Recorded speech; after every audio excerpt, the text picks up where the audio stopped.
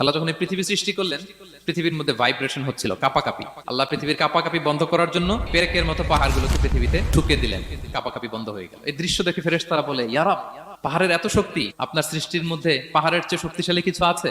আল্লাহ বললেন আছে। সেটা কি? আল্লাহ বললেন সেটা লোহা, কারণ লোহা দিয়ে পাহাড় কাটা যায়, ঠিক কিনা? লোহার কথা শুনে ফেরেশতারা অবাক। ফেরেশতারা প্রশ্ন, তাহলে আপনার সৃষ্টির মধ্যে লোহার চেয়ে শক্তিশালী কিছু আছে? আল্লাহ বললেন আছে। কি সেটা? আন্নার, আগুন। কারণ আগুন লোহাকে কি করে? গলিয়ে ফেলে। ফেরেশতারা শুধু অবাকই হচ্ছে। ফেরেশতারা বলে, আগুনের চেয়ে শক্তিশালী কিছু আছে? আল্লাহ বলে আছে, আলমা, পানি। কারণ আগুনে দাউ দাউ করে জ্বলে ওঠা আগুনের মধ্যে পানি দিলে আগুন অস্তিত্ব হারায়। ফেরেশতারা শুধু অবাকই হচ্ছে। তারা বলে, তাহলে পানির চেয়ে শক্তিশালী কিছু আছে? আল্লাহ বলেন আছে, রিহ, বাতাস। কারণ বাতাস পানিকে একদিক থেকে আরেক দিকে নিয়ে যায়। জলের মধ্যে বায়ুর উচ্ছ্বাস লাগলে জলোচ্ছ্বাস তৈরি হয়, ঠিক কিনা? ফেরেশতারা আবার অবাক হয়ে বলে, তাহলে বাতাসের চেয়ে শক্তিশালী কিছু আছে? আল্লাহ বললেন আছে। সেটা কি? বলতেছে বনি আদম। ওই মানুষ শক্তিশালী যে গোপনে দান করে।